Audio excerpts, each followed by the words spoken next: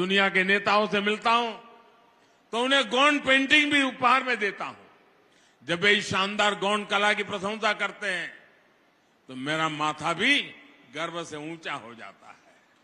साथियों, आजादी के बाद दशकों तक जिस दल देश में सरकार में बैठा रहा उसने सिर्फ एक ही काम किया, एक ही परिवार की चरण वंदना, एक परिवार की चरण वंदना करने के सिवाय उनको देश की परवाह नहीं थी। देश को आजादी सिर्फ एक परिवार ने नहीं दिलाई थी, देश का विकास भी सिर्फ एक परिवार ने नहीं किया है। ये हमारी सरकार है जिसने सभी का मान रखा, सम्मान रखा, आदर किया, सभी का ध्यान रखा। ये भाजपा सरकार है जिसने महू सहित दुनिया भर में डॉक्टर बाबा साहब आंबेडकर से जुड़े स्थानों को पंचतीर्थ बनाया है। मुझे कुछ सप्ताह पहले सागर में संत रविदास जी की स्मारक स्थली के भूमि पूजन का भी अवसर मिला है। ये सामाजिक समरसता और विरासत के प्रति भाजपा सरकार की प्रतिबद्धता को दिखाता है। साथियों, परिवारवाद और भ्रष्टाचार को पालने पोसने वाले दलों ने आदिवासी समाज के संसाधनों को लूटा है। 2014 से पहले सिर्फ 8-10 वन उपजों पर ही एमएसपी दिया जाता था। बाकी वन उपजों को औने पौने दाम पर कुछ लोग खरीदते थे और आदिवासियों को कुछ नहीं मिलता था। हमने इसको बदला और आज करीब 90 वन उपजों को एमएसपी के दायरे में लाया जा चुका है।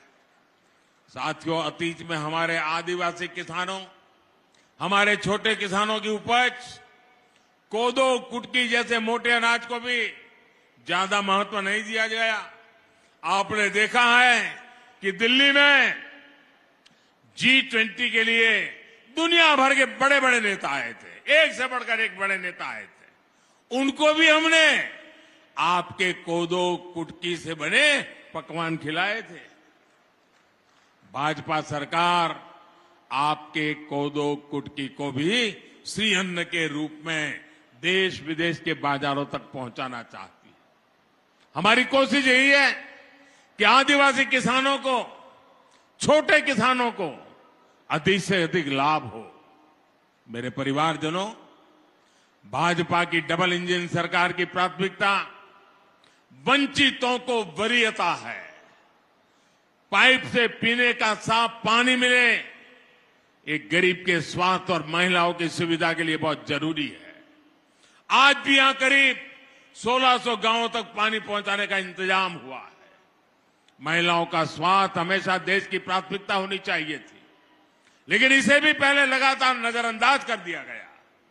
नारी शक्ति वंदन अधिनियम के माध्यम से लोकसभा, विधानसभा में महिलाओं को उनका हक देने का काम भी भाजपा ने किया है।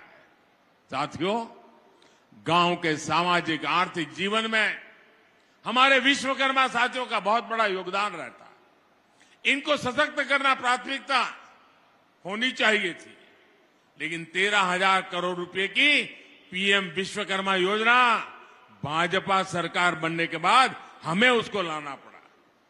मेरे परिवारजनों, भाजपा सरकार गरीबों की सरकार है। अपने भ्रष्टाचार और अपने परिवारवाद को आगे बढ़ाने के लिए कुछ लोग भांति भांति के प्रपंच कर रहे हैं, लेकिन मोदी की गारंटी है कि एमपी विकास में टॉप पर आएगा।